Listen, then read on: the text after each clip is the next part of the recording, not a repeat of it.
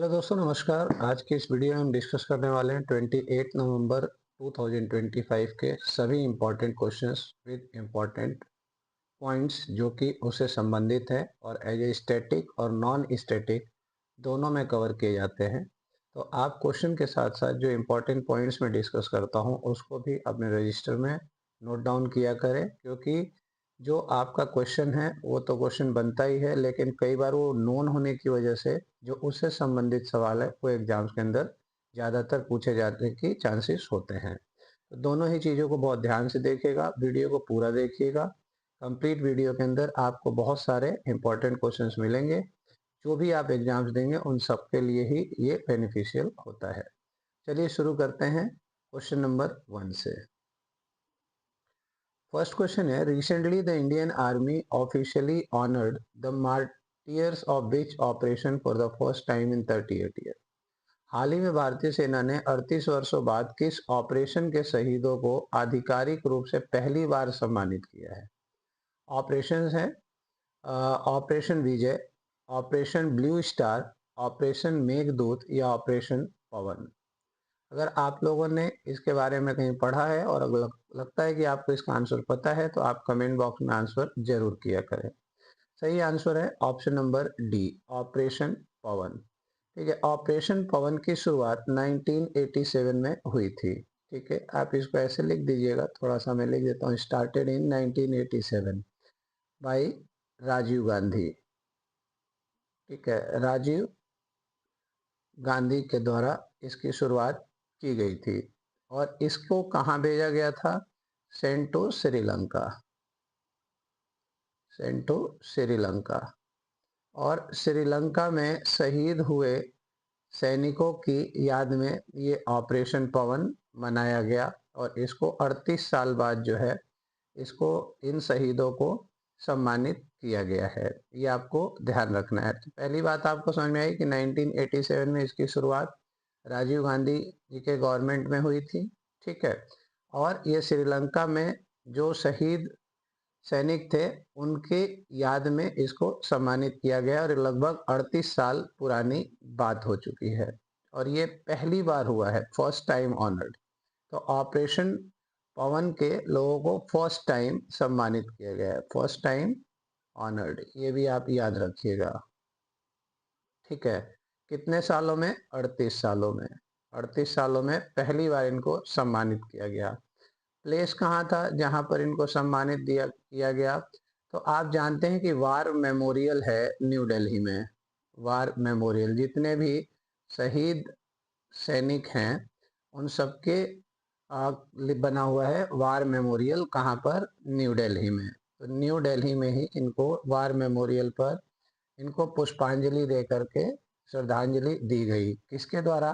Presided over, अगर पूछा जाए तो आप याद रखिएगा, प्रिसाइडेड ओवर आर्मी चीफ। ठीक है, आर्मी चीफ।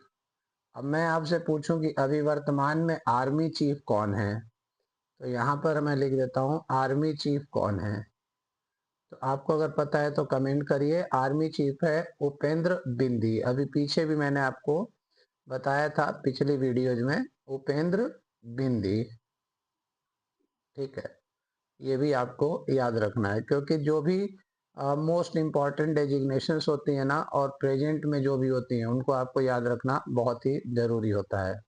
नेक्स्ट क्वेश्चन की ओर बढ़ते हैं। अगला क्वेश्चन है, Andhra Pradesh government has approved 3 new districts Polavaram. ठीक है, आप ये नाम भी याद रखिएगा कि कई बार क्या होता है, एलिमिनेशन में आ जाता है, चार में से किसको नहीं बनाया गया, किसको बनाया गया, ऐसे क्वेश्चंस बन जाते हैं।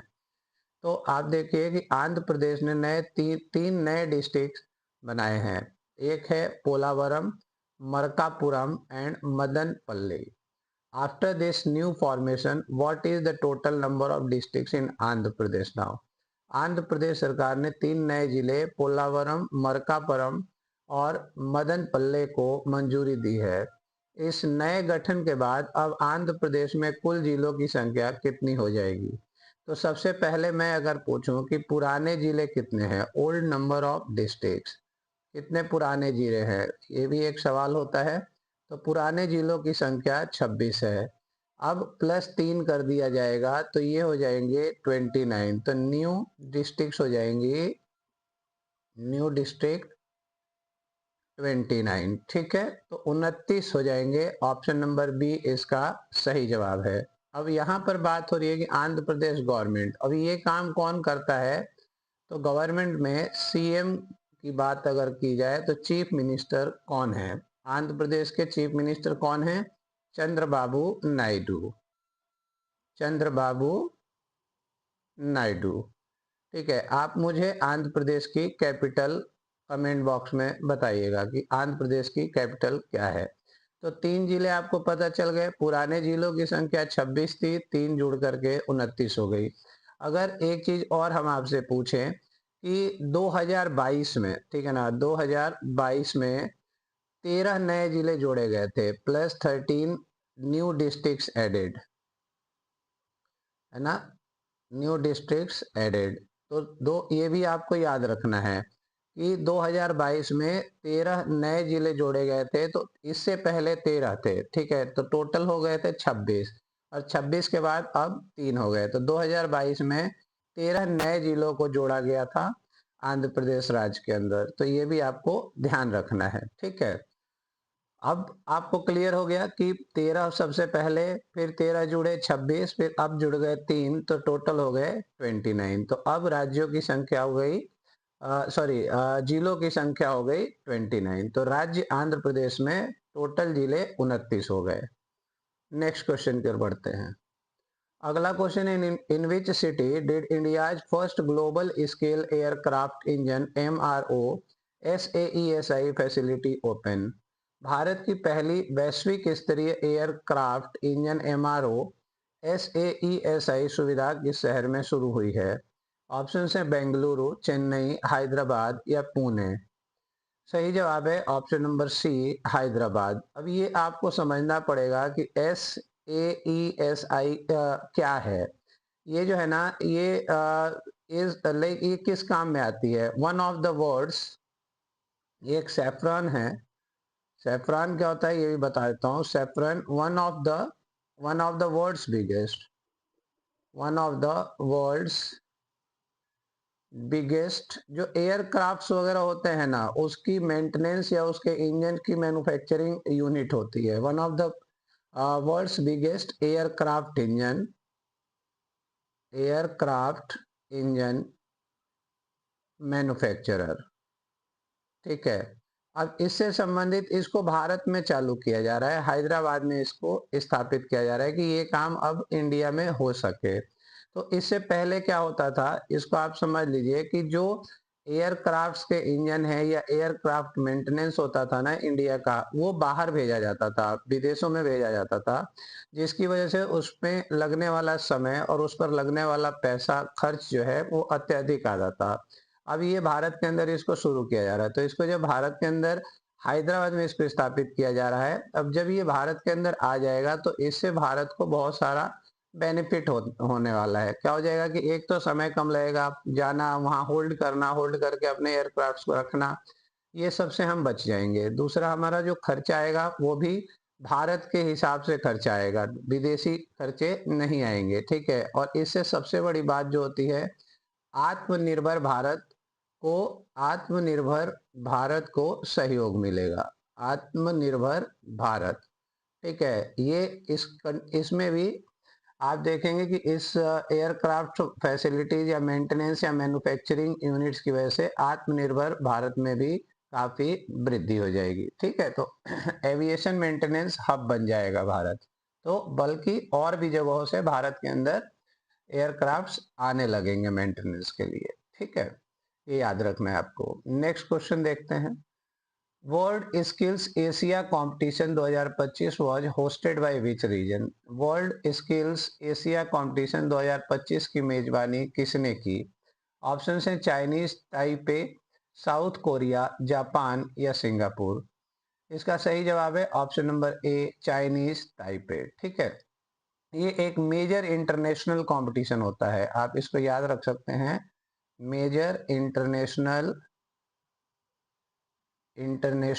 कंपटीशन। और इसकी विशेषता ये है ना कि इसके अंदर इंडिया जो है फर्स्ट टाइम आया है। इंडिया पार्टिसिपेटेड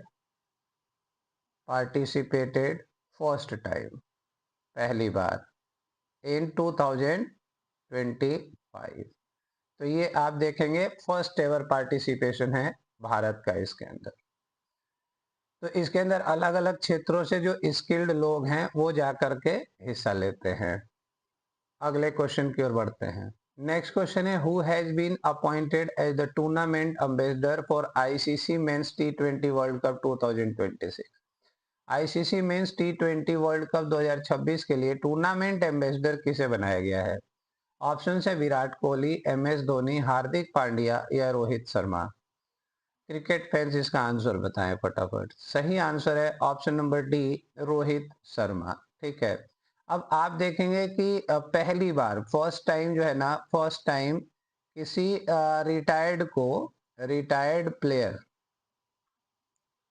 बनाया गया है। ठीक है ना, फर्स्ट टाइम रिटायर्ड प्लेयर, ये आपको याद रखना है।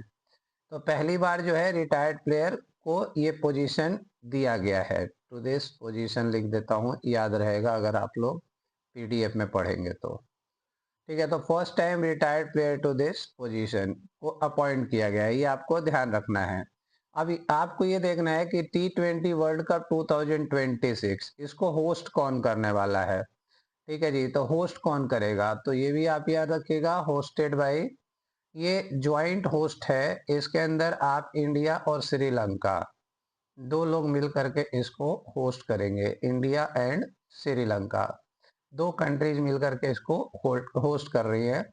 अब ये कब होगा? हेल्ड बिटवीन, ये भी आप नोट डाउन कर लीजिए, ये 6 फरवरी 2026 से 8 मार्च 2026 तक होगा।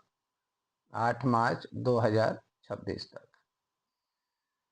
ठीक है दोस्तों, अगर देखिए सेशन अच्छा लगता है, कंटेंट अच्छा लगता है, तो आप जरूर लाइक करिएगा वीडियो को और अपने दोस्तों को शेयर भी कर सकते हैं। नेक्स्ट क्वेश्चन है, as per the proposal approved by Delhi cabinet the number of revenue districts in Delhi will increase from 11 to how many.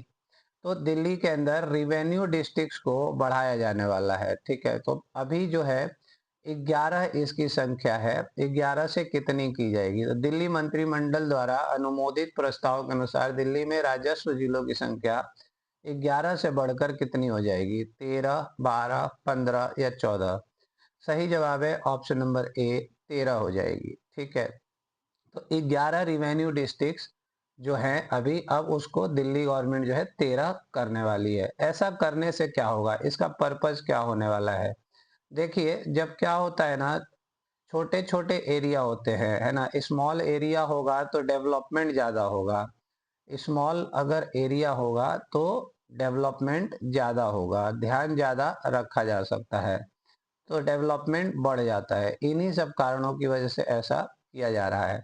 ठीक है, तो एडमिनिस्ट्रेटिव सिस्टम जो है ना, उसको सिंपलर हो जाएगा, फास्टर हो जाएगा, है ना, पब्लिक फ्रेंडली हो जाएगा। और साथ में आपको ये भी देखना है, याद रखना है कि एसडीएम ऑफिस भी इंक्रीज किए जाएंगे। SDM offices also will be increase, तो एसडीएम ऑफिस भी बढ़ाए जाएंगे। ठीक है, अभी एसडीएम ऑफिस की संख्या वर्तमान में 33 है, ये 33 से 39 कर दी जाएगी, यानी कि 3 एसडीएम ऑफिस और बढ़ा दिए जाएंगे, ये आपको ध्यान रखना है। अगला क्वेश्चन देखते हैं, according to the global methane status report 2025 which methane emitting country has India become globally.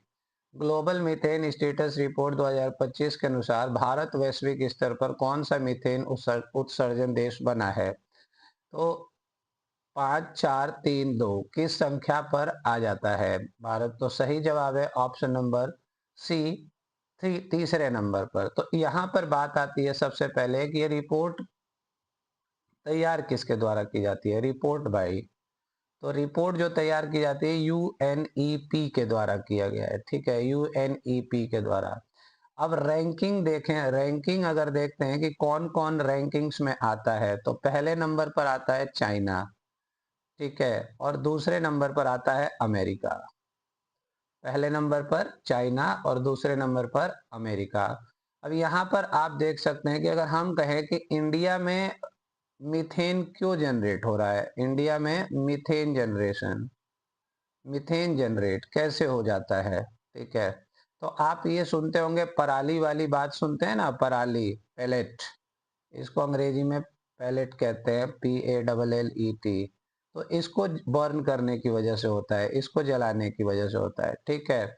और अगर हम मीथेन की बात करते हैं तो मीथेन जो है ना, after carbon dioxide second gas है, second gas after CO2, carbon dioxide के बाद। तो पहले नंबर पर कार्बन डाइऑक्साइड आती है और दूसरे नंबर पर मीथेन आती है, जो ग्रीन हाउस गैस कहलाती है, ठीक है ना।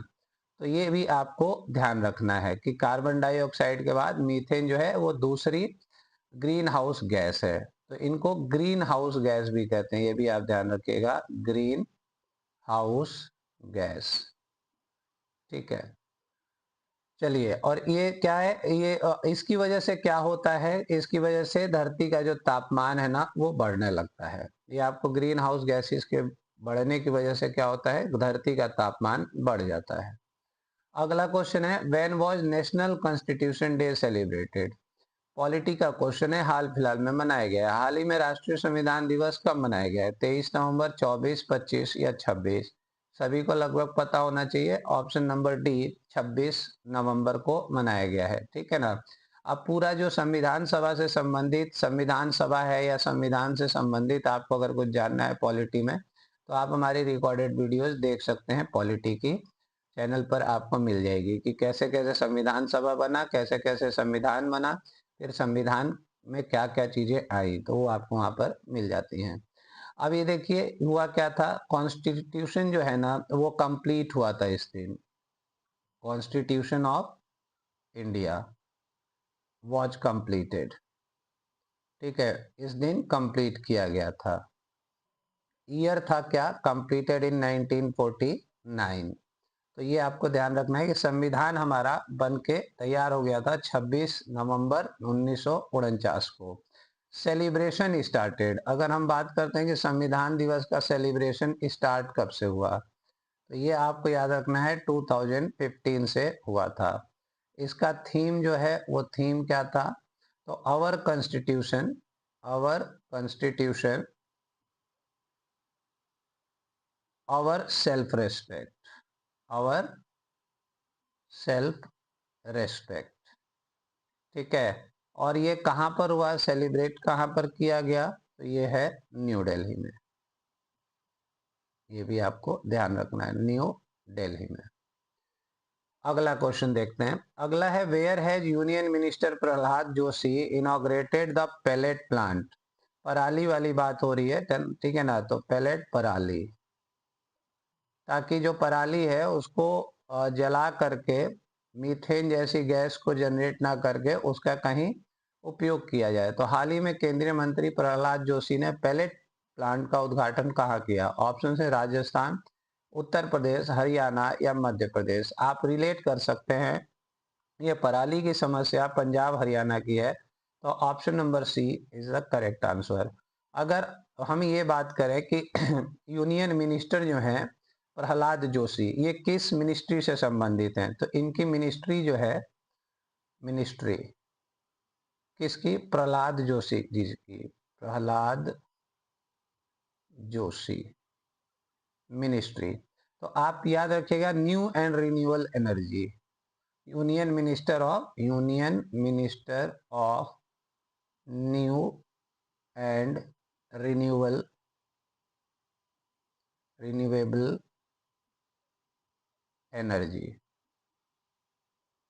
ठीक है, उसके ये मंत्री है। तो प्लांट कहाँ पर बनाया गया, हरियाणा के रेवाड़ी में, ठीक है जी। और इसकी क्षमता क्या है आपको मैं बता देता हूं, इस प्लांट की क्षमता 240 ton per day, 240 ton per day, ठीक है।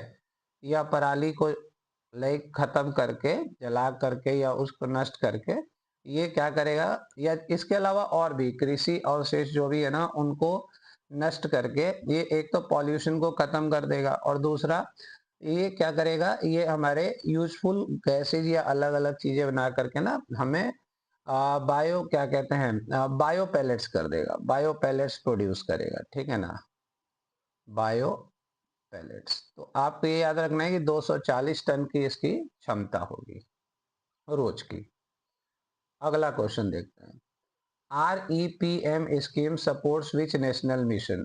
REPM योजना किस राष्ट्रीय मिशन का हिस्सा है? ऑप्शन है digital India, make in India, smart city या फिर भारत नेट। इसका सही जवाब है option number B, make in India. ठीक है, REPM है क्या? REPM की फुल फॉर्म है रेयर अर्थ परमानेंट मैग्नेट्स। ठीक है जी, ये बहुत ही इंपॉर्टेंट मैग्नेट्स हैं, ये इसी से बनते हैं, मतलब मैग्नेट्स जो है ना ये बनते किसके हैं? रेयर अर्थ परमानेंट मैग्नेट्स कहलाते हैं और ये अर्थ एलिमेंट से बनते हैं, मेड बाय, ये जो मैग्नेट्स हैं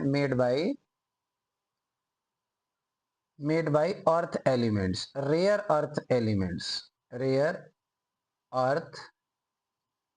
एलिमेंट्स।